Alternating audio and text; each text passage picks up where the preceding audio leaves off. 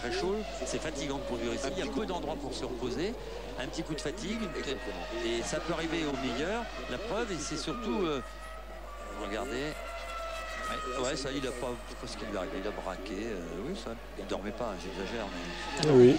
Non, mais on peut avoir un petit coup de fatigue, ça arrive en voiture quand on a des grosses chaleurs. C'est dommage, oui. Jacques a fait secouer la tête. Parce qu'ici, il était sur un terrain très propice, oui, à faire quelque chose de très bien.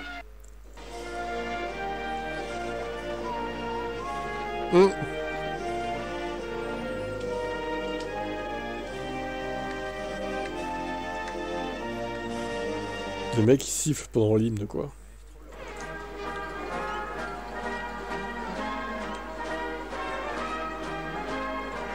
Il chantonne. Alors il en reste quoi de 2004 là?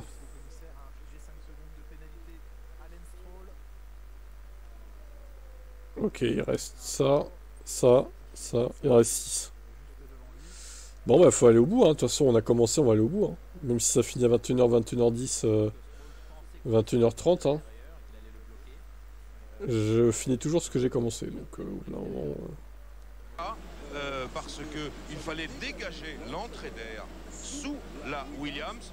Et bien à ce moment-là, Williams a choisi de faire un nez un peu dans le style McLaren, c'est-à-dire un nez unique. Le titre pilote ne pourra pas échapper à un pilote Ferrari parce que ni Rubens Barrichello ni Michael Schumacher ne pourront être rattrapés par les autres concurrents. On est des invités, putain. Oula. Oula, oula, oula. Merci beaucoup. On est des invités, putain. On est des invités, putain. Ok, ça s'énerve. Merci beaucoup Christophe et Jacques, on vous retrouvera d'ici quelques Dans ce temps-là, on a le temps. Tour de France, on est pas loin. Oui, c'est vrai. C'est vrai, on a eu le Tour de France au final. Mais pas de France. Oui, c'est difficile. On a peu de temps sur cette piste pour ne pas rester concentré, pour se décontracter. Il y a très peu de lignes droites, une seule dans cette longue droite que vous voyez avec un énorme freinage, deux énormes freinages ici, et puis une succession de virages lents où on n'a pas du tout le temps de se relaxer. Vous parliez tout à l'heure du départ, je peux vous annoncer qu'on est en train de changer justement les mappings. Alors, les mappings, c'est les petits réglages cartographiques pour justement à l'intérieur et à l'extérieur. Fernando et Lerno vont utiliser une petite map différente par rapport au grip et à la pluie qui est tombée hier.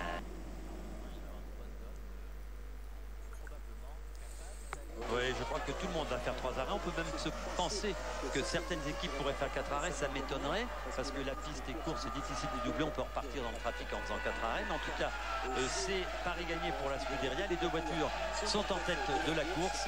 Alonso a failli réussir le pari que lui avait fixé son patron Flavio Briatore. Magnifique départ. Briatore. Ça a mis un peu la confusion chez Barre.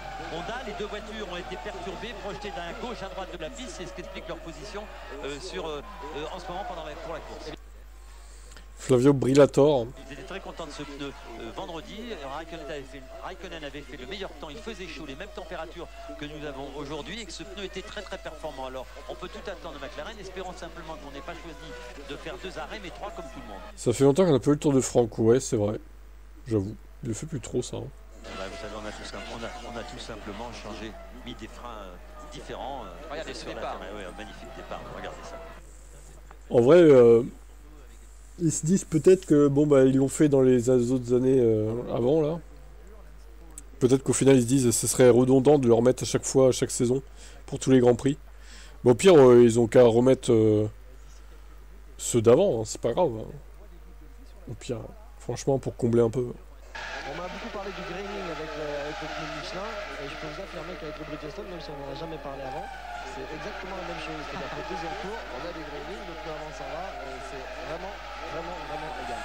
Il avait dû le faire pour Las Vegas, qui est un nouveau circuit, mais les circuits qu'on a déjà fait récemment, à mon avis, il le fait plus quoi. Enfin, ils le mettent plus quoi. Ouais, mais je crois que cette forte chaleur est en train de surprendre tout le monde. Il a fait en plus une énorme averse, ça a bien nettoyé la piste aussi. Je pense que, Jacques, vous aviez raison. Il y a une alerte générale sur le plan des pneumatiques et sur le plan de la gomme. Tout le monde avait espéré à la chaleur, mais sans nulle part une telle chaleur, car il fait vraiment étouffant maintenant sur cette piste de Budapest. Vous vous souvenez qu'on a eu cet incident-là sur un Grand Prix, avec la machine à ravitailler de Schumacher qui n'a pas marché. On a mis celle de Barrichello. Et alors on se dit que s'il avait ravitaillé au 11e tour et qu'il ravitaillait maintenant 30, Au lieu de faire 17, 34, 51, on pourrait faire 12, 12, 30, 29, 30, 40. Alors, précision climatique, ici on sait que c'est un circuit qui use terriblement les pneus. On a l'occasion pendant la course d'utiliser sur les 3 sets qu'on va mettre, on met 2 sets qui sont complètement neufs et on utilise un set qui par contre a déjà été roulé pendant le samedi. Et ce qui permet en fait d'avoir une dégradation qui est moindre. On n'a pas l'effet du premier tour, c'est-à-dire qu'on n'a pas un temps qui est magique sur le premier tour, mais tout de suite après par contre on a une constance qui s'avère bien meilleure. Précision intéressante, merci.